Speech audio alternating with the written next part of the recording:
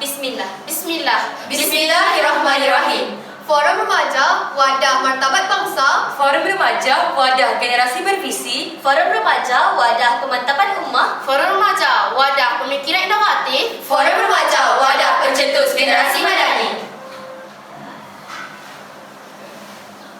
Assalamualaikum warahmatullahi wabarakatuh dan salam Malaysia Madani. Bersyukur kita kehadrat Ilahi kerana dengan izinnya dapat kita bertemu dalam pertandingan Forum Remaja Peringkat Negeri Terengganu 2023. Tajuk yang akan dibicarakan pada hari ini ialah Kebejatan Sosial Mengekang Pertumbuhan Generasi Madani.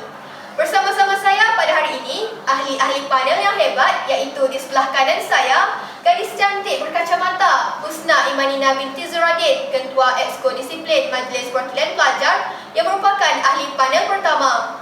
Apa khabar saudari? Kabar baik saudari. Di sebelah kiri saya pula, Nuraihanah Mardiah binti Muhammad Rezani, Ketua Biro Keagamaan Aspuri Villa Intan yang merupakan ahli panel kedua. Orangnya seperti pemalu tetapi petah berkata-kata. Apa khabar saudari? Kabar baik saudari. Seterusnya, di sebelah kiri ahli panel kedua, hemat dalam pertuturannya, Cik Wan Nurainul Sofiah binti Cik Wan Azmi, Ketua Exco Akademik Majlis Perwakilan Pelajar yang merupakan ahli panel ketiga. Apa khabar saudari? Kabar baik saudari. Dan saya Nur Alia Sofia binti Muhammad, pengerusi forum pada hari ini. Hadirin yang dimuliakan, di dalam dewan yang penuh barokah ini, kami akan membicarakan satu topik yang cukup menarik. Kita seringkali mendengar slogan yang diperkenalkan oleh Perdana Menteri kita yang ke-10, Datuk Seri Anwar Ibrahim, iaitu Malaysia Madani. Malaysia Madani merupakan sebuah kerangka visi baru buat negara, suatu ikhtiar nirmala yang bersepadu dan holistik, bertunjangkan dasar-dasar yang berorientasikan masa depan untuk mewujudkan masyarakat madani, maju, terampil dan terangkum. Untuk kita menyelusuri dengan lebih lanjut, saya mempersilakan ahli panel pertama Husna Imanina binti Zuradin bagi mengupas dengan lebih lanjut tajuk forum kita pada hari ini. Dipersilakan. Terima kasih saudari. Assalamualaikum warahmatullahi wabarakatuh dan salam Malaysia Madani. Sidang hadirin dan sahabat panel yang dikasihi, Kamus Dewan edisi keempat terbitan Dewan Bahasa dan Pustaka yang diterbitkan pada tahun 2005 menjelaskan bahawa kebejatan bermaksud kerosakan atau kemusnahan sesuatu. Manakala sosial pula membawa maksud segala yang berkaitan dengan masyarakat, perihal masyarakat atau kemasyarakatan. Madani pula berasal daripada perkataan Arab yang bermaksud masyarakat atau generasi yang maju dari segi pemikiran, kerohanian dan kebendaan. Hadirin sekalian, secara umumnya, masyarakat yang mempunyai masalah sosial akan menghalang lahirnya generasi yang madani seperti yang diimpikan oleh Datuk Seri Anwar bin Ibrahim, Perdana Menteri Malaysia yang ke-10. Sekian saja kupasan saya tentang tajuk forum kita pada hari ini. Kembali kepada saudari pengerusi. Terima kasih saya ucapkan kepada saudari panel pertama atas perkongsian yang cukup menarik. Hadirin sekalian, demikian tadi penjelasan mauduk yang akan kita bicarakan pada hari ini dan dapat kita simpulkan bahawa generasi madani menjadi penggerak dalam membentuk masyarakat baik dari segi agama, bangsa maupun negara. Seterusnya, saya mempersilakan Nuraihanah Mardiah binti Muhammad Rezani bagi menerangkan asbab-asbab kebejatan sosial yang berlaku sejak kebelakangan ini. Dipersilakan. Terima kasih saudari. Pertama sekali, saya ingin mengucapkan terima kasih kerana menjemput saya untuk berkongsi informasi-informasi berkaitan forum kita pada hari ini. Berbalik kepada soalan yang diajukan, saya berpendapat bahawa kebincangan institusi kekeluargaan juga merupakan antara asbab terhadap kebejatan sosial yang mengekang pertumbuhan generasi madani. Institusi keluarga ialah unit paling asas dan terpenting dalam proses pembentukan masyarakat. Andai bahagia dan sejahtera sesebuah keluarga, maka keutuhan dan keharmonian dalam sesebuah masyarakat juga dapat dilahirkan.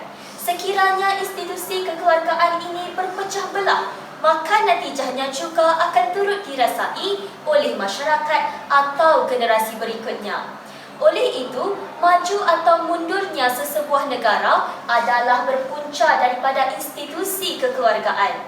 Hal ini saya katakan apabila remaja pada masa ini tidak mendapat didikan agama dan moral yang mendalam sehingga menyebabkan kemerosotan nilai-nilai murni dalam diri mereka. Ibu bapa yang menjadi tonggak utama dalam mendidik anak-anak memiliki tanggungjawab yang besar untuk mengajarkan ilmu agama dan nilai murni terhadap anak-anak yang menjadi harapan bangsa. Senario ini persis peribahasa, pepohon pokok tidak akan berliuk-liuk jika tidak ditiup angin. Mutakhir ini, isu penceraian semakin meruncing dalam kalangan masyarakat di Malaysia dan menjadi penyebab kepada kemusnahan sesebuah keluarga yang bahagia. Berdasarkan statistik penceraian, sebanyak 255,124 kes cerai membabitkan pasangan suami isteri di Malaysia telah dilaporkan berlaku dalam tempoh 4 tahun antara tahun 2017 hingga 2021. Jelaslah terbukti, kerapuhan dan keruntuhan institusi kekeluargaan bukanlah satu perkara yang boleh dipandang ringan kerana keadaan ini akan mencetuskan kepada pelbagai permasalahan terhadap individu, masyarakat maupun negara.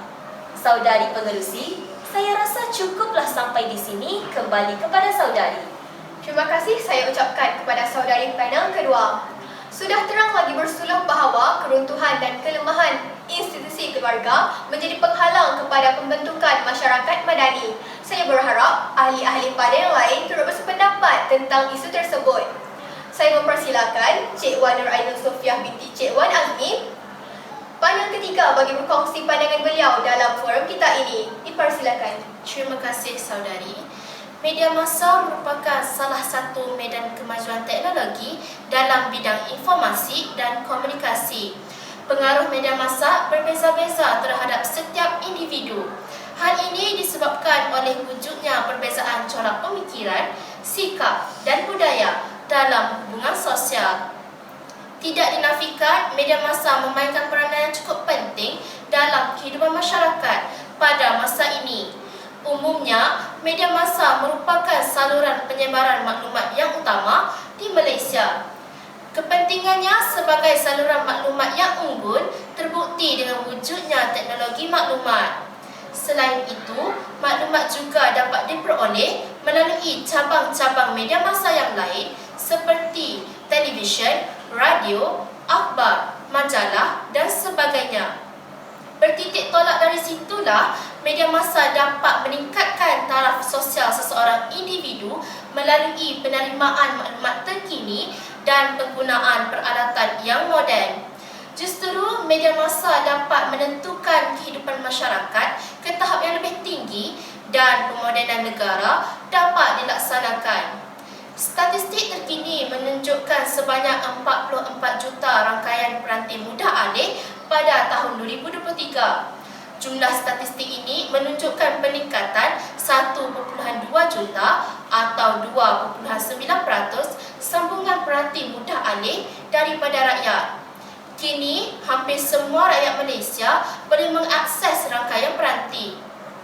Namun begitu, sama ada disedari ataupun tidak, media massa telah disalahgunakan oleh segelintir masyarakat untuk kepentingan mereka sendiri.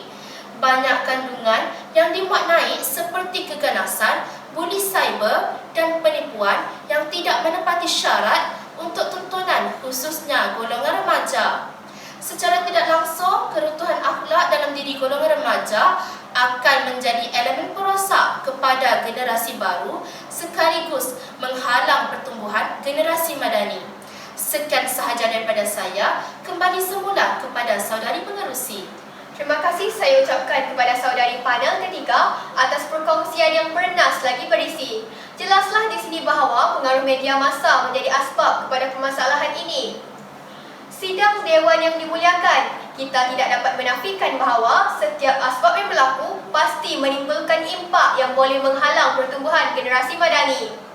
Untuk kupasan yang lebih lanjut, sidang forum mempersilakan ahli panel kedua untuk menerangkan apakah impak daripada kebejatan sosial terhadap pembentukan masyarakat madani. Dipersilakan. Terima kasih saudari. Akhlak penting sebagai indikator atau kayu ukur dalam pembangunan sesebuah tamadun bangsa. Akhlak yang baik akan melahirkan masyarakat yang mempunyai nilai jati diri yang tinggi. Oleh itu, tanggungjawab membentuk akhlak merupakan satu agenda yang sangat besar sehingga kan Allah Subhanahu Wa Taala telah mengutuskan seorang nabi bagi tujuan tersebut. Rasulullah SAW pernah bersabda dalam sebuah hadis bahawasanya aku ini diutuskan untuk menyempurnakan akhlak. Riwayat Ahmad, Al-Hakim dan Baihaqi. Kita semua tahu kerapuhan institusi kekeluargaan ini mendatangkan impak negatif yang amat besar. Hal ini boleh dibicarakan melalui keruntuhan akhlak generasi madani. Individu yang mempunyai akhlak terpuji akan dipandang mulia dan tinggi. Namun begitu berbeza pula dengan individu yang mempunyai akhlak keji. Mereka akan dipandang serong dan dicemuh oleh masyarakat sekeliling. Kebanyakan remaja pada hari ini, terutamanya remaja Muslim, memiliki akhlak yang sangat memalukan agama, bangsa dan negara.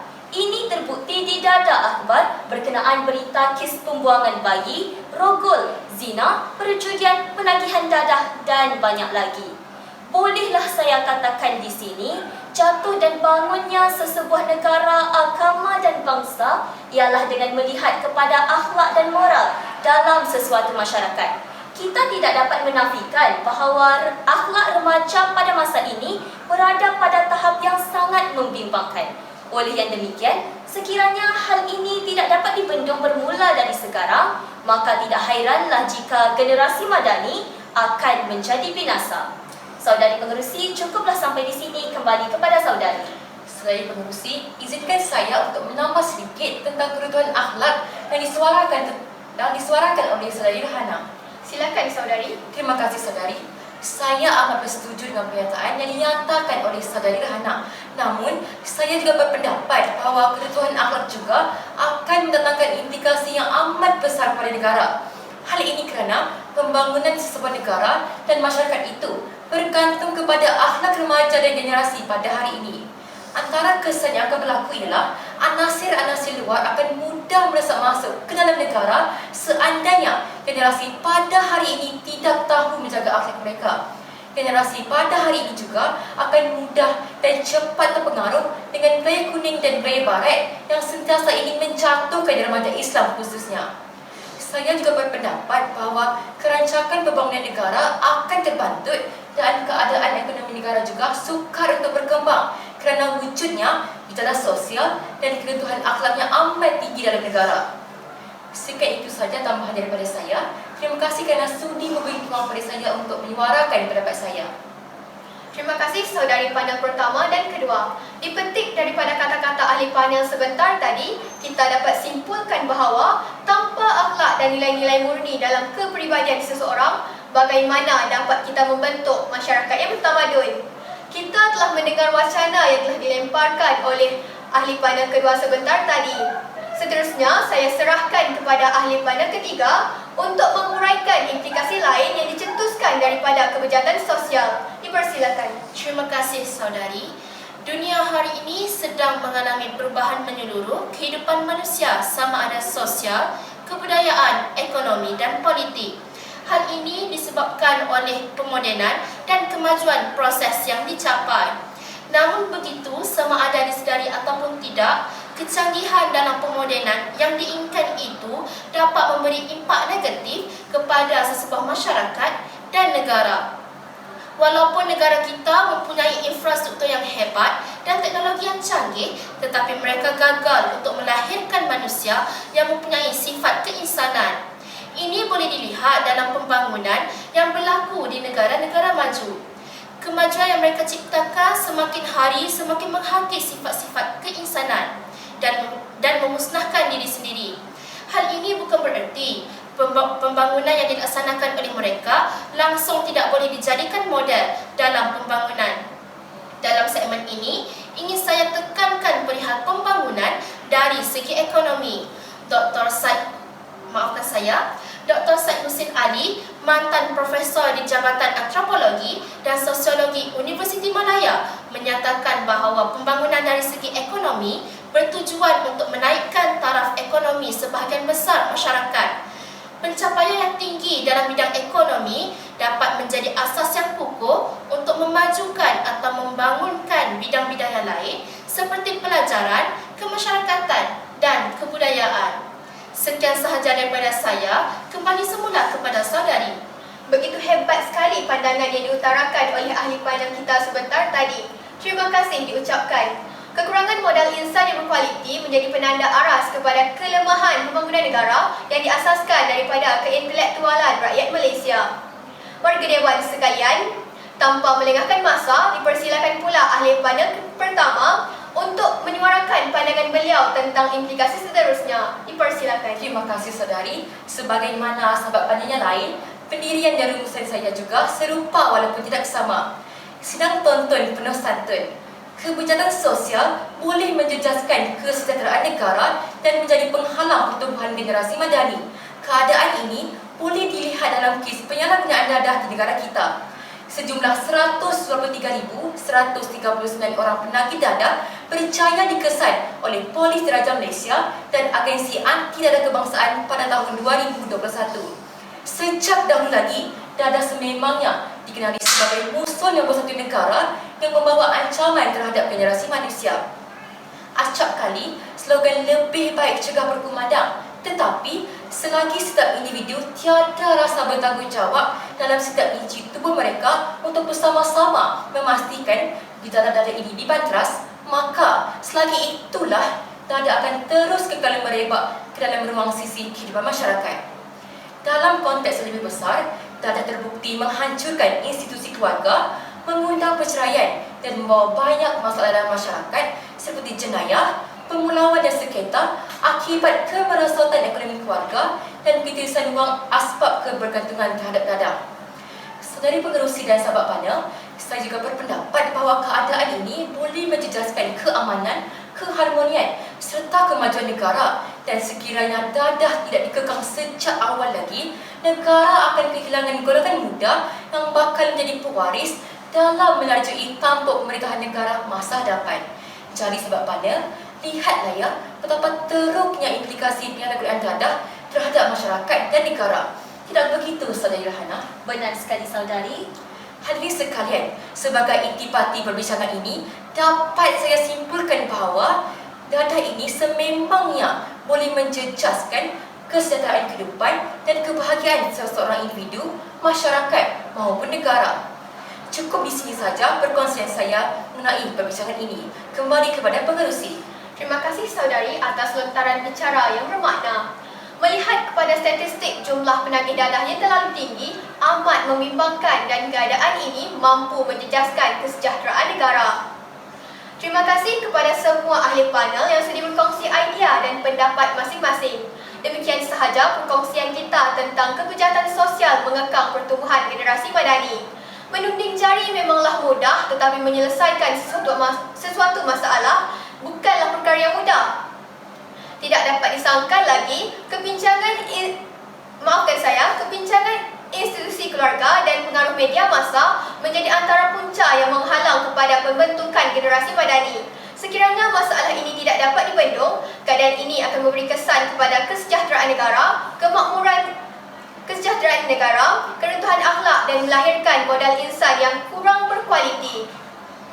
Hadirin sekalian, semoga perkongsian kita pada hari ini mampu mengubah laju pemikiran masyarakat supaya pembentukan generasi madani menjadi realiti. Mohon maaf daripada pihak kami jika ada ketelanjuran kata. Sesungguhnya yang baik itu datang daripada Allah Subhanahu Wa Taala dan yang buruk itu datang daripada kelemahan kami sendiri. Sekian sahaja forum remaja kita pada hari ini. Wabillahi taufiq wal hidayah. Assalamualaikum warahmatullahi wabarakatuh.